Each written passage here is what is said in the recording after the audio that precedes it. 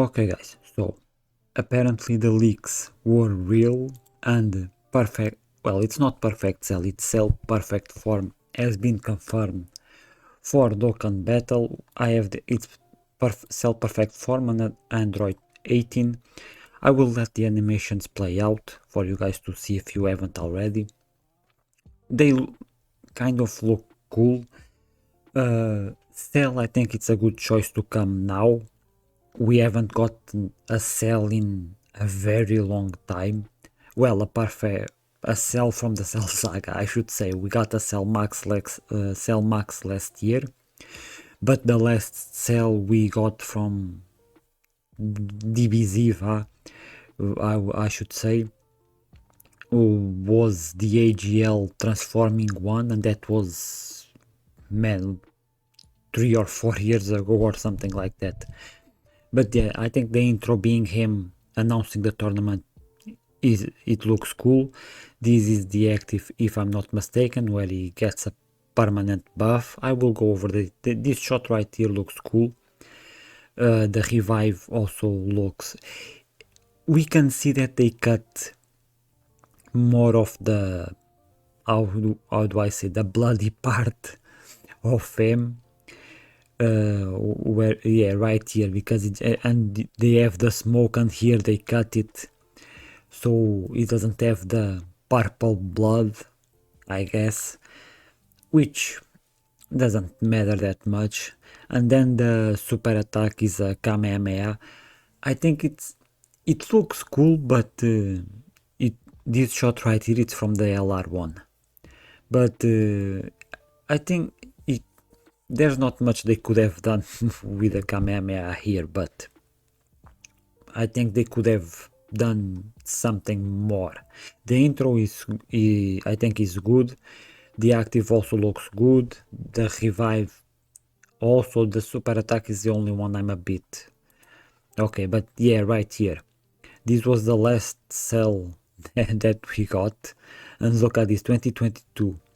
Yeah, basically 3 years. Basically 3 years since the last cell from DBZ. And yeah, his leader skill, I think it's gonna be cool. Tournament participants and worldwide chaos, and then it's to accelerated battle and androids, which fine. The passive, he has an intro if you have tournament participants in the team or an enemy, and it creates a domain. The domain, I have it right here, and it gives a 15% attack and defense buff for tournament participants, category allies and enemies, and also androids or android cell saga get, I don't know if this is another 15% for a total of 30, but if it is, it's a very good buff. Then he has damage reduction, which, man, the amount of damage bosses do nowadays, I think every character needs damage reduction, because how the hell are they going to leave supers for what in the last phase against Vegito in the, man, I'm forgetting the name of the event, but you guys know what I'm talking about. He supers for like 24 million or something like that, and he doesn't stack attack and defense, so he needs all the damage reduction he can get. And then he has attack and defense when there's a tournament participant category enemy. This is the only one I hate when they do this. Turtles is the same way. He only has his intro and support when there's a Goku family category enemy or something like that, and I think that is so stupid, because that puts a limit on that character that it's totally out of your control. When it's okay, here if it was a tournament participant ally, that would make sense. Is the leader of that category, you have an ally from that category, he gets a buff. Agora, when it excuse me, now when it's an enemy, it's totally out of your control. You don't control the type of, if they if they now for the next year decide that the new bosses, none of them is tournament participants, then Cell doesn't get the buff in any of the events. See what I'm trying to say? It's stupid, it doesn't make any sense. I really don't like it when they do this, I really don't. Then he gets another attack buff with 12 or more key. He gets defense for every attack performed to a total of it's 30, 60, 90, yeah, 6 attacks to get the full 150%. This is the other one, okay? When characters have revive, I don't mind, but this is the thing. He has a buff when he is the one that activates the revival skill, that it's right here, and another one when it's an ally who gets the revival skill. If it's an ally who activates the revival skill, he gets damage reduction when receiving a super attack. He only gets the 30% damage reduction when it's a super attack. But if he is the one to get the revival, he gains guard and damage reduction of 15%. But this is the thing, I don't think if he is the one to get this, his revival, I don't think that will activate this damage reduction. I don't think, because this is after the character or an ally. Okay, so if he is the one to get the revive, he gets all of these. If it's an ally, he only gets the 30% for super attack. Which, why not let him get all of the entire buffs with no matter what character revives? Because this is the thing when these characters, because they need this character to die, so they will not make him as good as he can be, because he needs to die to get the buff. See what I'm trying to say?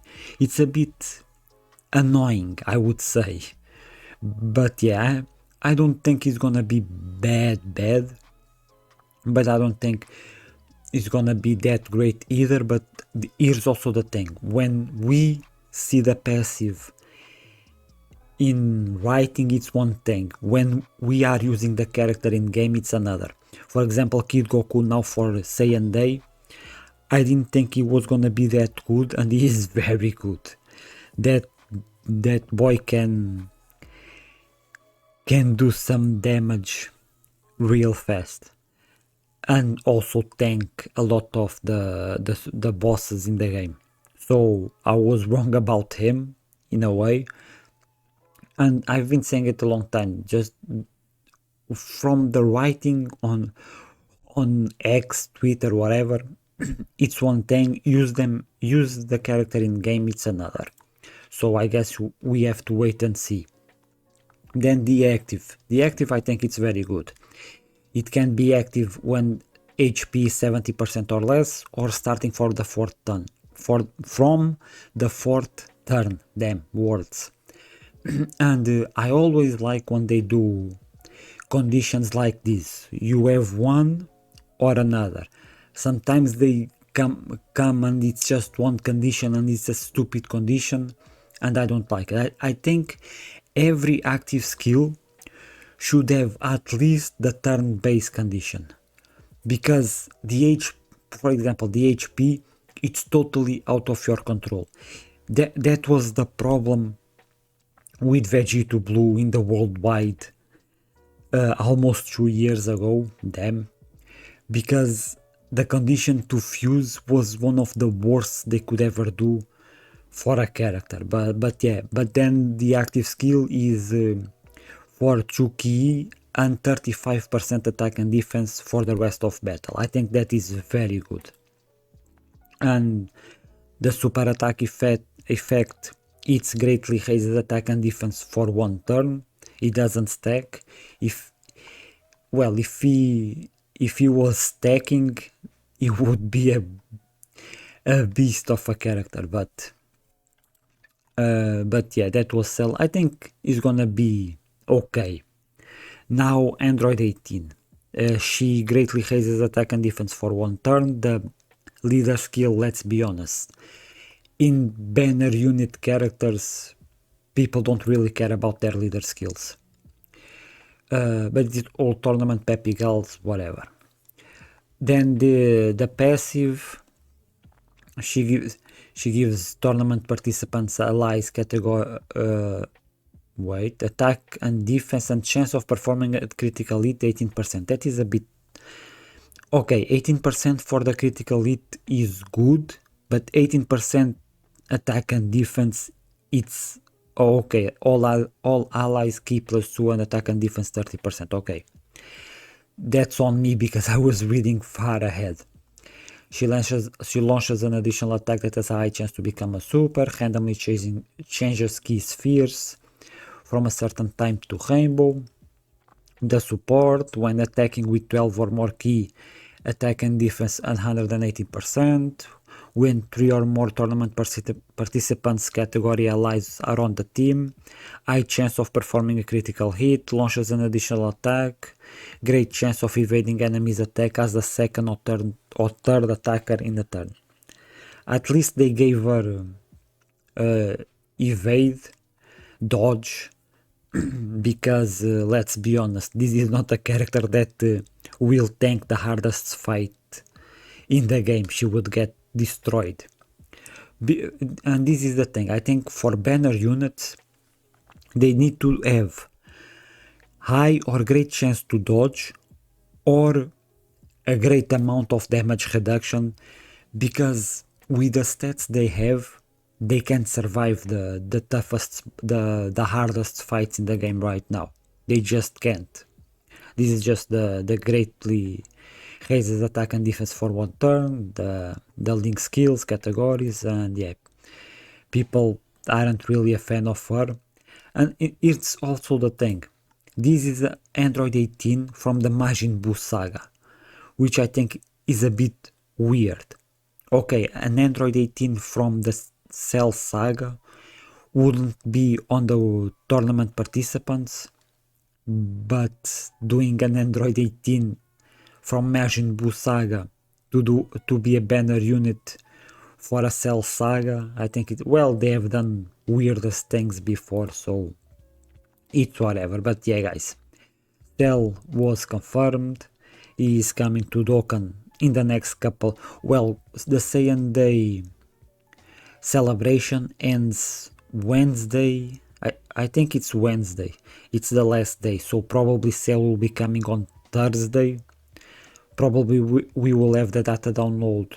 Well, we have maintenance tonight, so I don't know if they are gonna put them in game right now or if they are going to wait until Wednesday, but well, here it is, Cell Perfect Form coming. Let me know if you are hyped about them, if you are going to summon. I'm probably going to skip because I'm a free-to-play player. I went too hard, I spent too much on getting Daima Vegeta, Super Saiyan 3 Daima Vegeta. I don't regret it. I know he's not that great, but I love that character. And I got lucky with Kid Goku on my second multi. But Cell, I need to save for Golden Week and Tanabata because Daima characters are coming. SSJ for Goku Mini and Adult are coming. Also Adult SSJ3 Vegeta, so I need to save for those. But yeah, I will do a video when Cell releases using him as a friend to show you guys what he does. But until then, let me know if you guys are hyped for Cell, if you are going to summon. I hope you guys enjoyed the video. Thank you for watching, and I will see you next time.